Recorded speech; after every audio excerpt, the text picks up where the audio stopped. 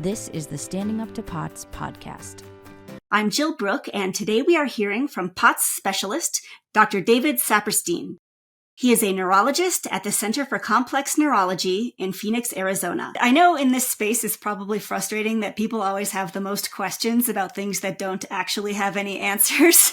But if I could ask you a couple more, we always have patients who are asking us about symptoms, weird symptoms that are kind of feel neurological. They're just curious, do we understand why this happens or what the mechanism is or what's going on here?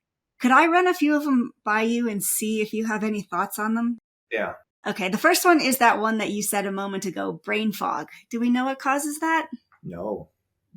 So, obviously there's lots of theories, but that's what makes it so hard. And that's why it has, at the same time, such an imprecise name, but it also like a great name because I think it conveys it well. And I think physicians and patients alike kind of get it, what you're talking about. But simplistically, we think that poor blood flow to the brain, which certainly is a part of POTS, suboptimal blood flow.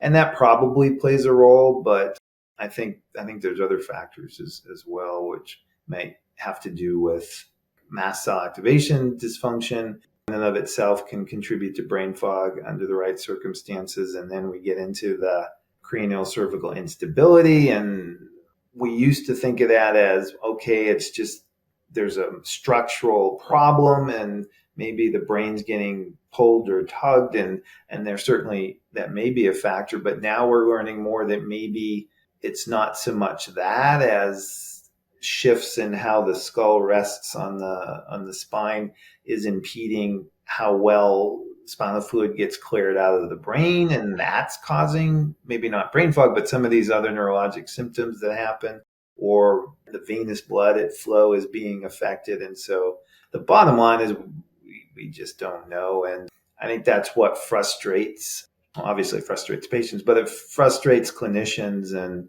I think it's particularly neurologists, because if a patient had just one symptom that we couldn't really understand, but then they've got multiple. And so then, unfortunately, then patients sort of get blamed for having unexplained symptoms.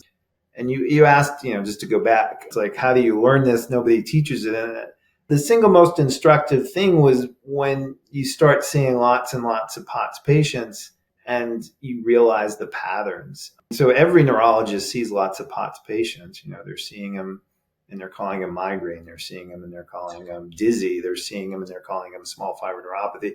And it's just when you realize that these symptoms are uniform and you have your list of questions that you're prepared to ask and you can predict what the answers are going to be.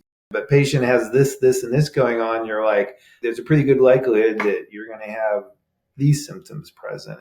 And it's frustrating because colleagues may look skeptically on those of us who are deep into POTS, and you just want to say, well, you just look at the patterns.